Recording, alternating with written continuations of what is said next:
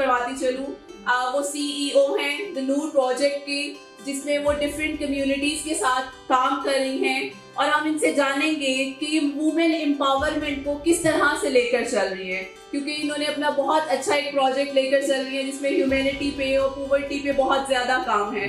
तो मैं वेलकम करती हूँ मिस अंदलीप सांधू को कि वो स्टेज पर आएँ और अपने व्यूज़ हमारे साथ शेयर करें।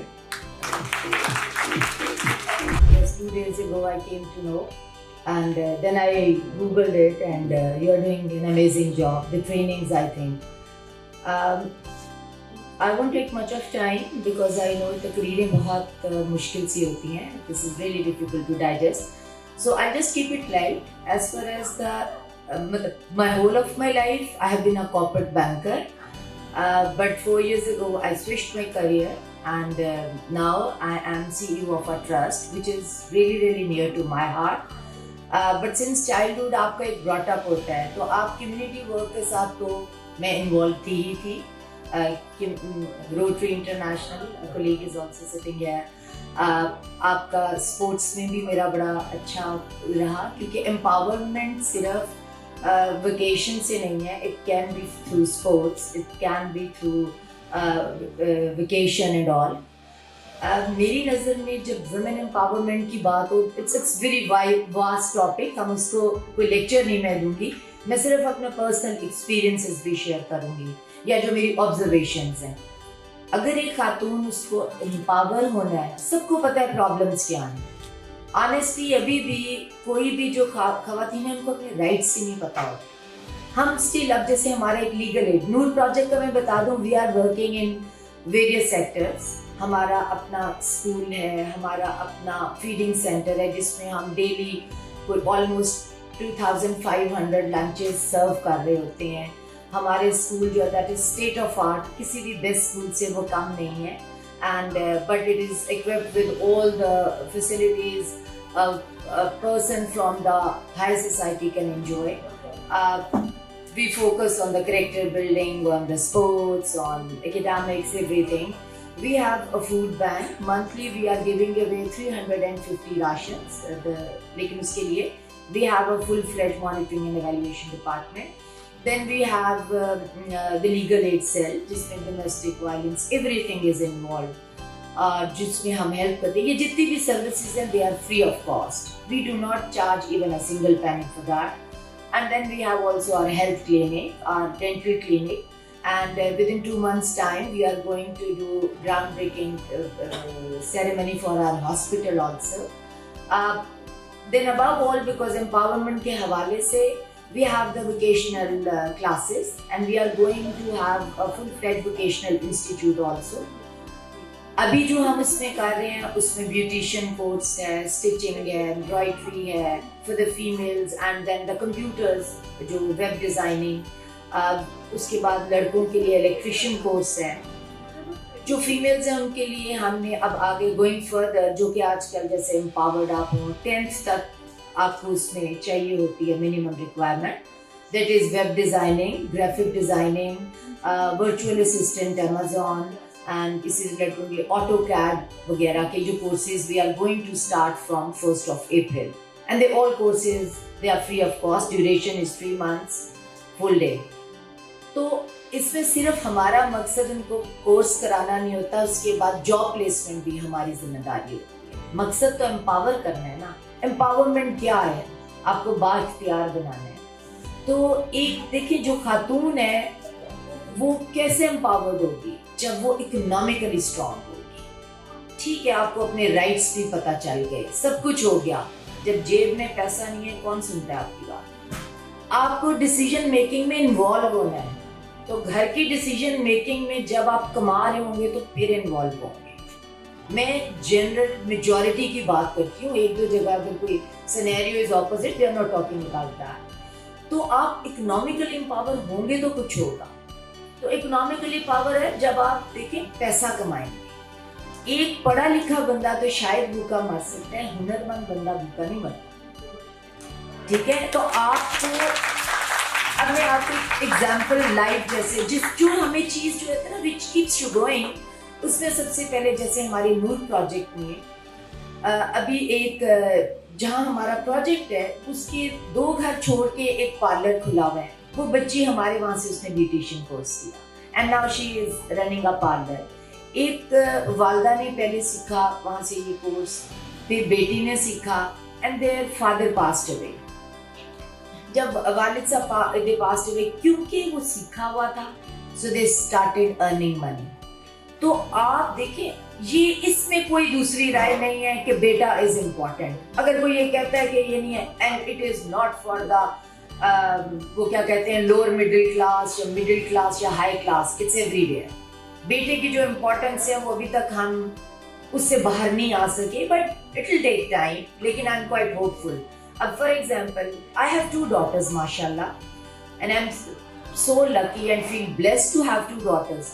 लेकिन हाँ ठीक है, luckily I belong to a society जहाँ सब पढ़े लिखे हैं, सब वेल ऑफ है, सारा सो कॉल्ड एलीट और जो भी आप कह रहे हैं। लेकिन वहां भी जब बात करेंगे, oh you have daughters, you know, I always heard जैसे आप में एक वीकनेस है कि आपकी सिर्फ बेटियां हैं, तो वो बेटा बड़ा। अभी आप जब मैं नूर प्रोजेक्ट राशन वगैरह, जैसे उस दिन मैं गुजर रही थी तो मैंने एक औरत, हाँ जी कितने बच्चे ने इतवार शी सेड मैडम जी मेरे थे ना 7 बच्चे ने।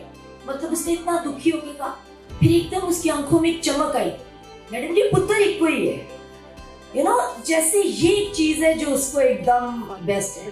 तो मैंने उसको कहा, मैंने कहा बीबी तेरे कल तक कायदे आजम जान लिया तो तू ऐसी हेल्पलाइन वास्ते की आएंगी। तो इतना मुझे दुख हुआ कि 6 बेटियां थी, nothing. And honestly with due apologies to all the males, और सब ऐसी बात नहीं, लेकिन मैं हमेशा सोचती थी कि शायद 65% मैन ऐसे हैं जो अपने पेरेंट्स को नहीं टेक केयर करते। यहाँ जब प्रोजेक्ट में आए, हमने काम शुरू किया, आपकी बातें होंगी मुझसे पूछ लीजिएगा कोई भी, उसमें मुझे वहाँ ये हुआ ऑनेस्टली 65 से अब मैं रेशो चेंज हो गई, 95% ऐसे पेरेंट्स हैं जिनके बेटे उन्हें टेक केयर नहीं करते। और ये मैं सिर्फ तकरीर में नहीं बोल रही, ये मैं प्रैक्टिकल एक्सपीरियंस है। हमारे वहाँ जितने राशन लेने आती हैं वो 4 उनके बेटे हैं। अभी हमारी जो मेड वहाँ काम एक कर रही है, उसके 4 भाई हैं, वो 2 बहनें हैं। चारों भाई जो हैं उनमें से एक भी वालिदैन को रखने को तैयार नहीं है। एक बेटी ने वालिद को रखा है, एक बेटी ने वालदा को, और वो क्या सफाई करती हैं, कितनी आमनी होगी। और फिर बड़ा मुश्किल काम होता है बेटी के लिए, क्योंकि उसका हस्बैंड है, उसकी फैमिली भी है। तो औरतों को अल्लाह ताला ने बड़ी ताकत दी हुई है। हम ये नहीं कहते कि हम जी कोई आदमी वो, मैं उसको नहीं, आप जब अपने घर को कॉम्प्रोमाइज करते हैं तो ये औरत की खूबसूरती है। हम अपना घर बनाने के लिए कॉम्प्रोमाइज करते हैं, but please for God sake आप बिल्कुल सब कुछ करें, इस हद तक कॉम्प्रोमाइज ना करें कि आपकी सेल्फ रिस्पेक्ट खत्म हो जाए। ये जो आजकल ड्रामे होते हैं, आई स्वेयर कई दफा मुझसे देखा नहीं जाता, कितना वो जुल्म बर्दाश्त करोगे। और प्लीज मुझे कोई सिंपैथीज अब औरतों के साथ नहीं होता। खुद मार खाती है तो आदमी की जरूरत होती है कि वो मारे, जिस दिन वो हाथ पकड़ लेगी क्या इज्जत रह जाएगी उसकी। तो प्लीज एम्पावरमेंट जो है ना, अब अपना उस स्टेज से निकले, बेचारगी का ये खत्म करें नॉनसेंस कि वो जी देखिए मैं तो क्या भूखे मर जाओगे। एक आदमी वो जुतियां खा रही है सारा टाइम, लेकिन नहीं जी वो बच्चों का बाप है, तो आपको क्या लगता है बच्चों की पर्सनैलिटी तो सबसे ज्यादा तबाह हो रही होती है। हाँ, इसलिए कि आप में हिम्मत नहीं है। खुदा न खास्ता मैं ये नहीं कहती कि अलहदा होना, अल्लाह ताला सबके घर उनके सही रखे, हम दुआ करते हैं, लेकिन किस हद तक, कितने जूते खाओगे। अब हमारे पास एक हमारी टीचर है माशाल्लाह, शी इज मास्टर्स। अब वो जनाब उसके हस्बैंड लिटरली उसको रोज जब उसका दिल करता है उसकी एंटरटेनमेंट के जूती तारी और मारना। मैंने एक दफा देखा, शी हैड दिस को निशान और सारे, तो उसको मार पड़ी हुई थी। I just couldn't stand that. फिर मैंने, बट मैं उसको अवेयरनेस आप दे सकते हैं, उसको मोटिवेट कर सकते हैं, डिसीजन उसका अपना है। सो अगर आप मार खा रही हैं तो this is your personal decision. उसके पेरेंट्स ने और सिबलिंग्स ने रिफ्यूज कर दिया कि अगर तुम कोई डिसीजन लोगी तो हम तुम्हारे साथ नहीं, straight away they refuse, fine. So अभी भी तो कमा के हस्बैंड के हाथ पे रखती है ना, तो कमा के क्या है, वो घर नहीं तुम्हारे पास होगा, आधी रोटी खाओगे। मैं तो कहती हूँ मर जाओ, उससे बेहतर है जलालत की जिंदगी से। वो ज्यादा इज्जत की बात है। तो प्लीज मैं वो इधर, क्योंकि जब अब मैं वो वाली वो जो बातें बहुत ज्यादा, I am not here for the lecture, but honestly it hurts me जब औरतें बेचारा अपने आप को तसव्वुर करती हैं। अल्लाह ताला ने इतना खूबसूरत औरत को बनाया है, फिर कोई कॉन्फिडेंस ही नहीं होते औरतों में। मुझे समझ नहीं आती, अपना माइंडसेट चेंज करें।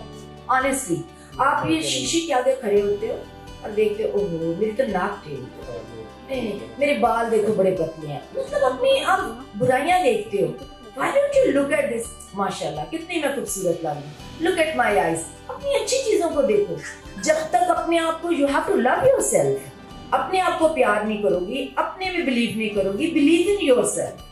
तब तक आगे किसी को क्या आप अपने लिए आवाज कैसे खड़ा करोगी? अभी तक इतनी पढ़ाइयाँ हो गई हैं, आप चाहे डॉक्टरेट्स कर रहे हैं, अगर आप देखें वो चुप करके बैठी होती है। हम ये, और प्लीज अपने आप को, और मैं हमेशा, मेरा यहाँ पर आकर सिर्फ एक कहने का है, आप में से भी जो भी कोई स्किल सीखना चाहे, I am there to assist you, not me, my team, the Noor project, we are here to assist you. We also started, क्योंकि मैं बिलीव करती हूँ, because being I have been with the micro finance industry also, सारा in commercial. हमारे बच्चे जब वह skill सीखते हैं तो ठीक है, हमारे ऐसी सोसाइटी है, अगर जॉब नहीं कर सकते तो बिजनेस करो। अब बिजनेस के लिए कैपिटल चाहिए, तो we are there to help you out. We have started अभी रिसेंटली कि जो स्टूडेंट करे हम उसको सॉफ्ट लोन दें विदाउट मार्कअप, ताकि वो कुछ अपना करे, बट वापस करना है। क्योंकि मेरा बड़ा स्ट्रॉन्ग बिलीव है कि अगर आप फ्री में दे दो उसकी कोई वैल्यू नहीं होती, जब आप वापस करते हो ना तो उसका फायदा होता है। तो मेरे यहाँ आने का मकसद सिर्फ ये है कि अगर ये मैसेज कुछ कहीं पहुंच जाए, प्लीज प्लीज बेचारा बनना छोड़ दो, raise your voice, stand for your own rights. कोई आकर आपकी मदद नहीं करेगा अगर आप खुद नहीं अपनी मदद कर सकते, तो फिर जूते खाओ, फिर ऐसे ही रहो सारी उम्र।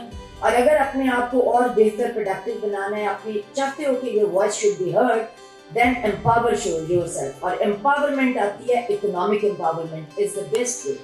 आप इकोनॉमिक एम्पावरमेंट होगी, अपने बच्चे अच्छी तरह करोगे, एजुकेशन हासिल करो और स्किल सीखो। That is my message to everyone. Thank you.